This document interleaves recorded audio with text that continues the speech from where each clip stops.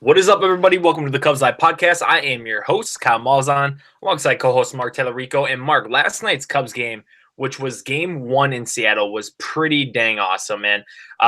We're recording this, by the way, before game two in Seattle, but just looking back, there was a lot of good in that game, along with this past weekend in Arizona that I want to dive into. But one thing that I want to start off by talking about is Ben Zobrist, right? A guy that's been pressing lately at the plate.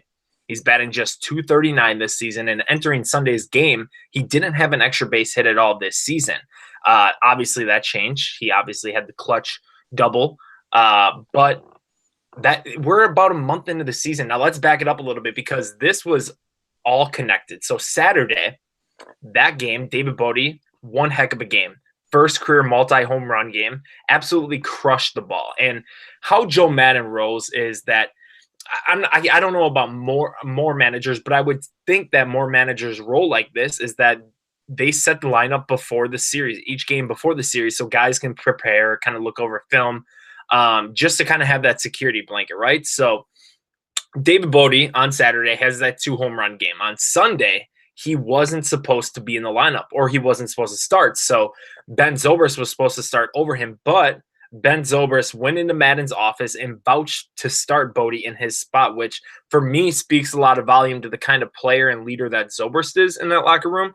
And I guess I just want to ask your opinion, Mark, on a few things, and you can answer them how you will. But one thing that I want to ask is, what does this say about David Bote's perception in that Cubs clubhouse? And, you know, a guy who had to be convinced to not quit baseball just a few years later now, players are going up to their manager to put him in the lineup instead of themselves. Now, part two of the question I want to ask, so talking about David Bote's perception, part two is, do you like the pre-made lineups, or are you a believer that if you're a hitter and you're hot, you should be in the lineup no matter who's pitching? The first part of that question, I think, about David Bote, I think that shows that he isn't just like, oh, he had that clutch grand slam against Washington, or he's had a couple clutch home runs. He can be an everyday player, and is that he is respected amongst his peers and amongst his teammates. So that's really important. That's really big. That's a big deal, I think, because he had such a good start, and we didn't know how he was going to do moving forward. And clearly he is, he's having a great year so far, and he's respected in the clubhouse. So that's what it really shows, that he is respected in the clubhouse. The second part of that, I think that when it comes to pre-made lineups, I think it's okay in theory, like looking at, we're going to go against a left-hander here, left-hander game 2, and a right-hander game 3. Okay, let's have Schwarber go again, make sure he's in the lineup when he's going against the right-hander. Like when it comes to that kind of thing, it's okay.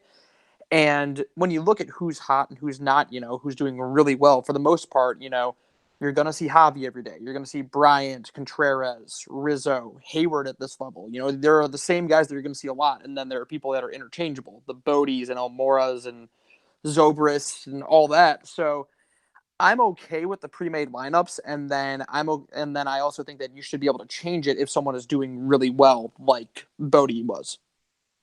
Yeah, I would have to agree on that I do like the pre-made lineups, right?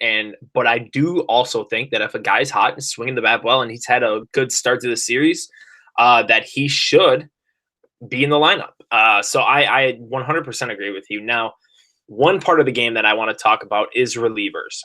And they're such a weird part of baseball today because they're so important. We've seen teams having a lockdown bullpen and starting kind of transition to that super team of bullpens. You see the Brewers do it last year, the Rockies. For me, it seems like that's one position that most players in the game today are so fluky on. The point being, I see more times than not guys who are absolutely terrible one year in the bullpen come into the next and be absolutely lights out, I mean, vice versa too. A guy who was lights out one year and struggles the next. Cubs fans like us, we've seen it with Justin Wilson. 2017 comes over to the Cubs, absolutely terrible. Then in 2018, some fans don't want to admit it, but he was actually pretty dang good. And this year you've seen it with a guy like Brandon Kinsler, a guy who was bad last year and when he came to the Cubs, and then this year he's getting weak contact. He's getting called on when they need grounders. already 4 double plays, which is second most in baseball for relievers. So I guess I just want to hear your opinion or kind of just where you stand on that subject of relievers today and why or how they might be so fluky. I think that I don't know if it's necessarily that they're fluky, but you need to remember, and everybody else needs to remember, that they're pitching a fraction of the time that a starting pitcher is pitching. If you are pitching every 5 days, then you have an opportunity to pitch 100 balls. You could throw 100 balls, but there are some times where obviously this rule might change in the next couple seasons or whatever, but someone comes in for just one batter. It's like, oh, there's a lefty coming up. Let's get whoever out there. Let's make sure that Cishek is out here for this guy or something like that. And you have that one opportunity. And if you go in, you throw to one batter and you give up a home run, then your ERA immediately blows up, because they're not pitching 9 innings. They're not throwing 100 baseballs. They're not doing that. So it is so easy for it to just kind of get carried away, I feel, and just blow up. And I think that can be some sort of a mental game because you're like, oh, I'm waiting for this moment. I'm waiting for this moment. I'm waiting for this one moment. And then you go out there and you tank or you do really well. And that could have a negative impact or a positive impact, depending on who you are and how everything goes, moving on to the next game or so. I think it's really just because they have a limited opportunity and things can go south really fast with the bullpen.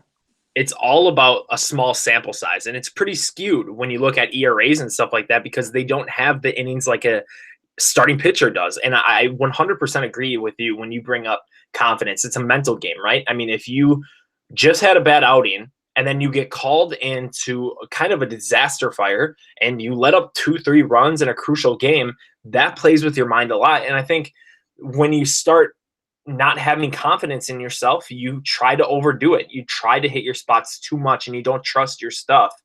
And I totally agree. It's relievers nowadays are such a fluke. It's so weird to me because it's such a mental game nowadays. And I don't think it gets talked about enough in baseball, the mental side of the game. So just Brandon Kintzler has done a great job. Obviously game 1 in Seattle last night, he came through in a huge spot, so that was huge. Now, let's look back at April, right? We're May 1st now. April, finishing it 3 games over 500, entering May 15-12.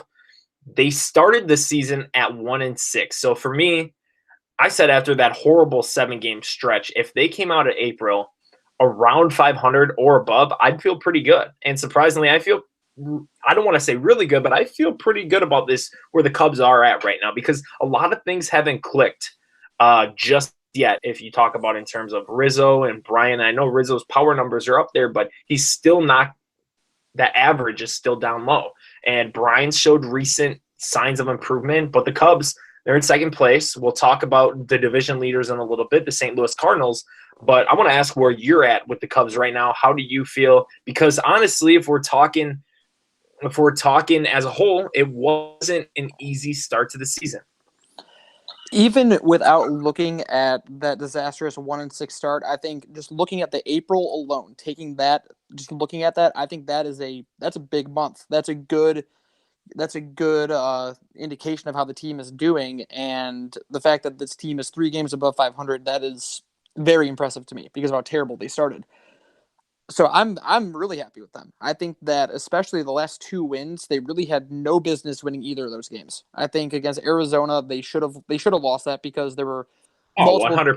There were multiple times where they had run. They were there with I don't know if it was the bases loaded with nobody out or something like that and didn't score any runs at that point. When that happens, you deserve to lose the game. And then they somehow got out of a couple jams, and then yesterday, with the double errors with Bote and Javi, which is pretty uncharacteristic with both of them. Yep. But when that happened, I'm like, oh, well, if something like that's going to happen, then there's no way they're going to win this. But they kept on battling back, and then they pulled it out. And those 2 wins, I feel like I haven't felt that way about the Cubs in a pretty long time. Yes, last year they had both of the walk-off grand slams. Those are big moments. But I just don't think that last year's Cubs would have won the 2 games that the Cubs just won. Well, yeah, and especially down the stretch too, right? Because I mean, the Cubs were so bad. I think in September they posted like a 290 on base percentage. That's how bad the offense was. And now in April, you're seeing some life again, and you're seeing those power numbers go up, and you're seeing different guys step up, like Wilson Contreras. We know Chris Bryant and who he is and what he's capable of doing. It's just getting back to that form. And it hasn't been easy so far, but he's making baby steps and he's hitting the crap out of the ball. He's hitting it really hard, which are good strides when you're a hitter. Sometimes you don't see the results like he hasn't lately, but other than the Arizona series, I should say, but he's moving in the right direction. You have Bote stepping up. You got Hobby doing hobby things. Rizzo's going to be there. Just different guys stepping up in different situations. And like you said, the Cubs didn't have any business of winning that game in Arizona, that last one. Just terrible execution offensively. Bullpen, which was the struggle in the start of the season. They blew, 4 games to start the season?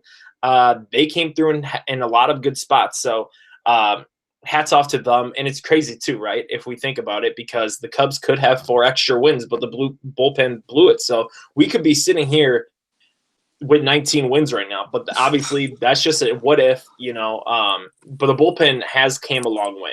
I know Bleacher Nation, Brett Taylor, they posted an article saying how good they've been since around April 10th area. So huge improvements there. Now looking ahead to start May, the Cubs, they host the division leaders right now this weekend versus the Cardinals, 3-game series. Darvish is set to go on Friday along with Flaherty. Waka for the Cardinals on Saturday. And it looks like nothing else is announced for the Cubs just yet. But, Mark, what can we expect this series? The first time both teams are meeting in 2019. It seems like the Cardinals are absolutely killing it right now. Their pitching is picking it up. Power numbers up.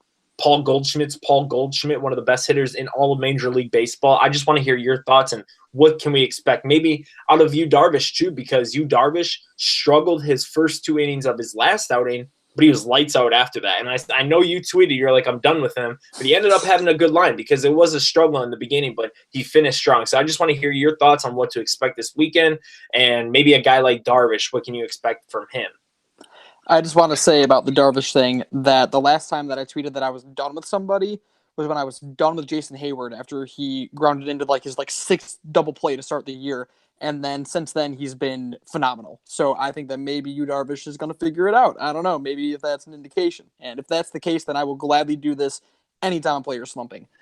But with the Cardinals series, I expect a lot of runs. I expect a lot of runs on both ends because they have a very good offense, and they are hitting.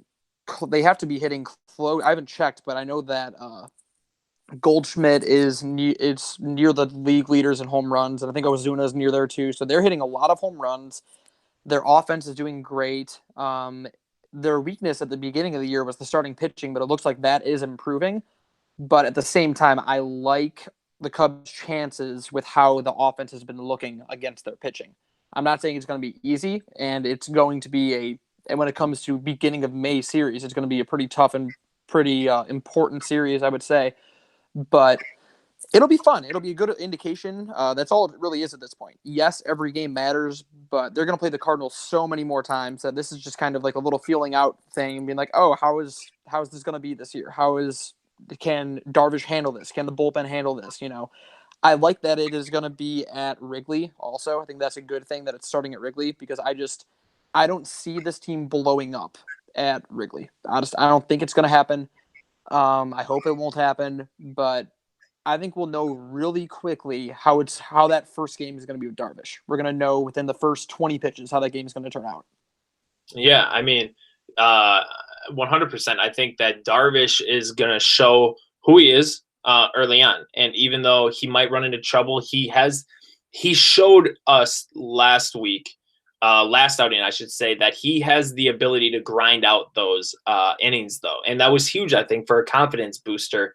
As far as the Cardinals series go, for me, I think that it's early, right? It's only May. It's only May, but it's crazy, too, because when you look at it, the Cardinals and Brewers have played 3 times already, and they only meet one more time.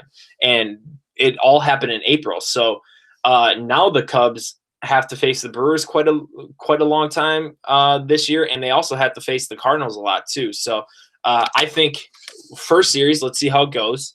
I think that Darvish, it would be awesome to see Darvish Chuck versus an in-division rival. I think that would really boost fans, not only at Wrigley, but just all around the vibe for him. I think it's been a struggle this season, right? I mean, the thing where I stand on Darvish is that, I'm going to get on a little tangent, but that he shows so much life at different points of his game. And then all of a sudden he just loses it. Absolutely loses it. And it's insane to me how one pitcher can do that, because he has such good stuff, but then he just loses it like no tomorrow. So, yeah, man, I'm excited for this series. I think Wrigley, depending on how many Cardinals fans show up, it's going to be a good time. I think the fans are going to be rocking for both fan bases. Hopefully weather is nice. Man, I'm excited for this series, and really each divisional game, because it's going to be a hard-fought battle. You see right at the division, the three top teams that are going to be down the stretch are the Cardinals, Cubs, and Brewers, and they're all neck and neck right now. Yes, it is May, but it's just a representation of where they're going to be later on in the series. So first series, let's see how it goes. Darvish on the Friday. Man, I'm actually, side note, next Friday, so May 10th, I'm going to the Cole Hamels bobblehead day, Cubs versus Brewers. I'm going down there with a few buddies, first time at Wrigley in 2019. So really looking forward to that. Hopefully it's a nice day out. Wonder who's going to pitch. Not too sure, kind of far ahead. Hopefully it's somebody good. Hopefully we get like a Cole Hamels or Johnny Lester. I don't know. It'd be fun. But I'm looking forward to that. But yeah, man, I guess I'm going to wrap it up. Not a big podcast, but some worthy topics when you talk about David Bote's perception and you talk about relievers. And then Cubs April, obviously they finished strong after that 1-6 start. And then Cubs, they host St. Louis. So I'm just going to wrap things up. Thank you guys so much for following, for listening. Stay tuned for more podcasts. And yeah, go Cubs.